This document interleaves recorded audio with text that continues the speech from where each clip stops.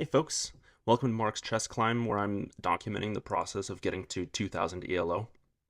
Today I started, I think, around 9:20.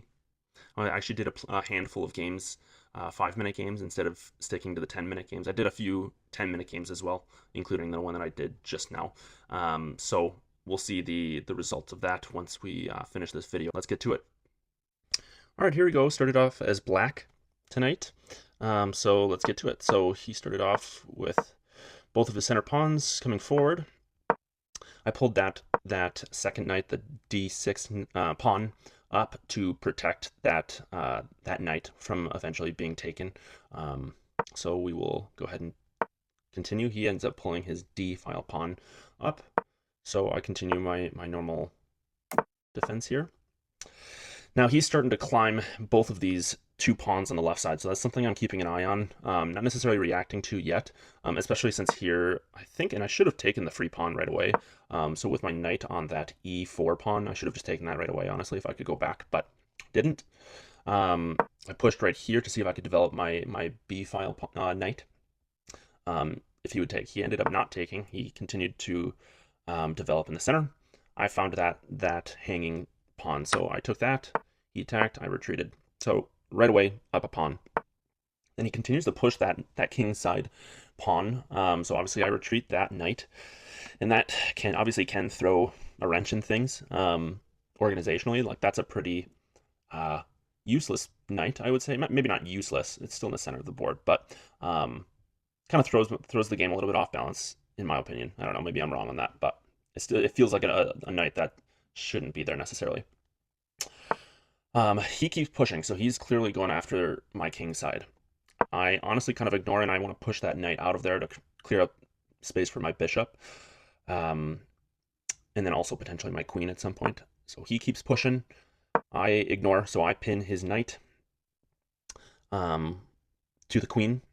He takes.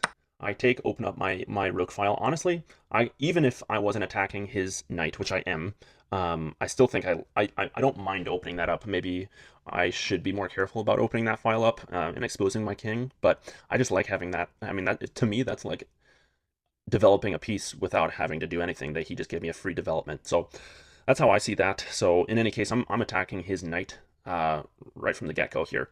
Now, I don't know if he tried to move that rook to h3 instead of h2. I'm not sure what, maybe that was a misclick, or I don't know. I'm not sure what he was thinking. So in any case, he gave me his knight. He had to move his queen, and it got pretty quickly out of hand from here, I believe, if I'm remembering right. I take his center pawn, and then I go over here with my queen. And so that's, for me, obviously, if he moves his bishop, which is a very viable move, then I can take that pawn on the b2 spot, and then also puts pressure in the center of the board a little bit as well. So just kind of activates that queen. So he attacks my bishop, so I've got to move him out of the way. I still wanted him in that file, so that if I was, and obviously that opens up my rook, my f file rook, along with my queen here, is attacking. So that's clearly a threat that he's going to have to deal with. He attacks my queen, obviously. So then I take the pawn, which was the original plan. He takes a long time to figure out what he wants to do. So now he's attacking my pawn down here, seeing if he can't get anything going. He misses the fact that I've got checkmate right here. So pretty decisive game from the pretty much from the time that I got that knight in on his side of the board. Pretty much decided it from the get-go. So thanks for watching. I'll see you guys tomorrow.